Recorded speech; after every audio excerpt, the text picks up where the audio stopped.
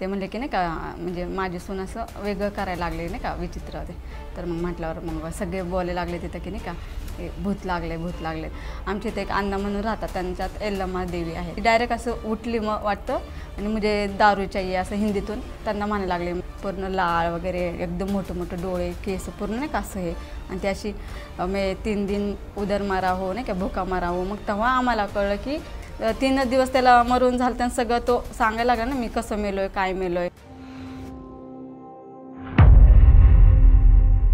नमस्कार मित्रांनो, मी तुमचा मित्र वीरेंद्र मोहिते पाटील आणि तुमचं स्वागत आहे आपल्या मिस्ट्री टॉक्स या चॅनलवर. तर आजही आपल्याकडे आपले पाहुणे आलेले आहेत, तर चला त्यांच्यासोबत गप्पा मारूयात, त्यांच्यासोबत घडलेले अनुभव ऐकूयात. नमस्कार मॅम. नमस्कार. काय आपलं नाव? सुप्रिया. बरं, कुठं राहता मॅम तुम्ही? नांदेगाव, राहणार नांदेगाव, तालुका मुळशी. बरं, आणि सध्या काय करता तुम्ही? आता सध्या माझं म्हणजे पार्लरचं आहे. तर मॅम ह्यांची सुरुवात कशी झाली तुमच्या लाईफमध्ये? म्हणजे मी म्हणजे माझं सासर नांदेगाव आहे तर आणि माझी मम्मी पाषाणला राहते. तर मग मी बाहेरला आले होते 2-3 दिवसासाठी. तर मग आमच्या एक पाठीमागं मम्मीच्या इथं चाळ आहे, तर त्या मावशी अशा पळत पळत आमच्या घरी आल्या. तर मग घरी आल्यावर कुठल्या मावशी होत्या त्या?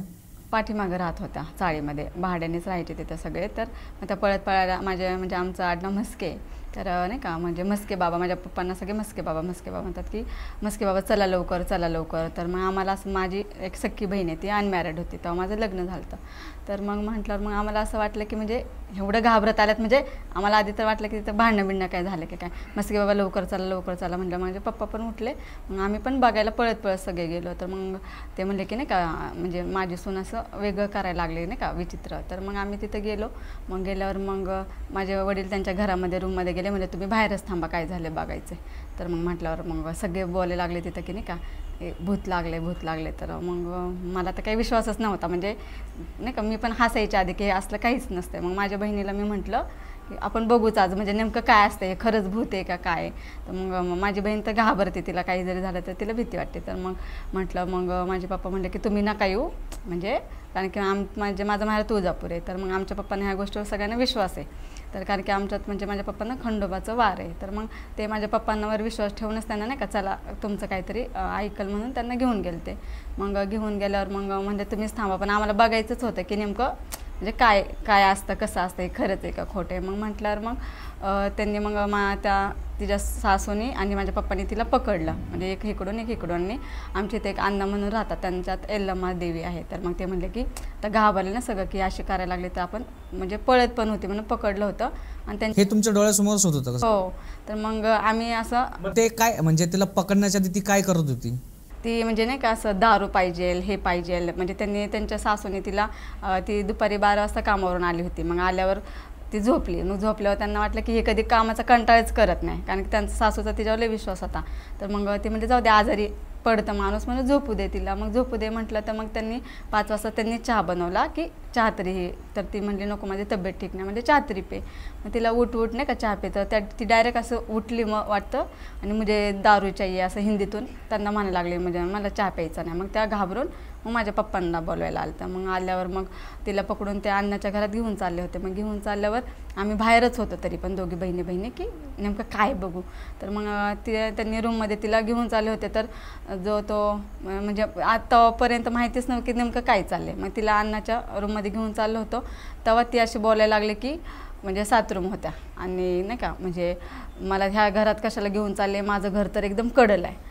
मग आम्ही म्हटलं की कडला तर एक बिहारी म्हणून राहायचा ना, ते तर त्याचं घर आहे. मग ही अशी काय म्हणते, पण तरी पण कोणी असंच नाटक करत असं लक्ष देत नव्हते. मग तिला त्यांच्या रूममध्ये घेऊन गेले. मग रूममध्ये घेऊन गेल्यावर मग तिला बसवलं. मग ते नाही का पाणी वगैरे शिंपडायला लागले काय.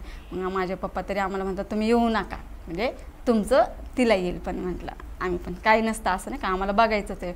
भीती म्हणजे ती जसं करायची ना म्हणजे आम्हाला खरंच भीती वाटत होती. तरी आम्ही एका कोपऱ्यात बसलो दोघी बहिणी नाही का. खॉट होता त्यांचा एकदम खॉटवर, बाकीचे सगळे म्हणजे त्यांची फॅमिली ते खाली होती.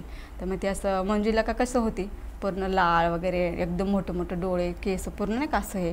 आणि ती अशी नाही का असं हे करतात बघा हुंदका नाही का, भूत कसं करतं पिक्चरमध्ये सगळं म्हणजे तसं करायला लागले. स्वतःच्या बॉडीवर काहीच नियंत्रण नव्हतं. हां असं कसं करतं, आवाज बिवाज काढायला लागले. मग काढायला लागल्यावर आम्हाला पण म्हणजे तेव्हा आम्ही घाबरले आलो. मग ते अण्णाची बायको तिला बोलायला लागले की तुझा काय संबंध, तू कशाला आली हिच्या अंगात, तुला काय कळतं का नाही, आम्ही काय केले. मग त्याला पण मग तेव्हा ती तिला डायरेक्ट हिंदीमध्ये म्हणते तू तो चुप बेट, नाही का, म्हणजे नाही का कोई देख निकले. तर आम्हाला वाटलं नेमकं म्हणजे हिंदी म्हणजे आम्हाला समजलंच नाही, ती हिंदी बोलायची ना डायरेक्ट, की नेमकं ही बोलती काय. मग म्हटल्यावर मग ती नाही का असं मी भुका मरावं असं तसं नाही का मुझे खाना चाहिए म्हटल्यावर मग परत मग तिचे मिस्टर आले. मग मिस्टर आल्यावर ते तर म्हणजे आम्ही कसं जय भीमे म्हणून ते विश्वासच ठेवत नव्हता. तो म्हणला काय नाटकं चाललं, चल तिच्या आईला म्हणलं आई हिला घरात घेऊन चल, म्हणजे नको हे असलं काय नाही करायचं. तेव्हा मग ती तो दारातच होता. मग तेव्हा ती त्याला बोलले की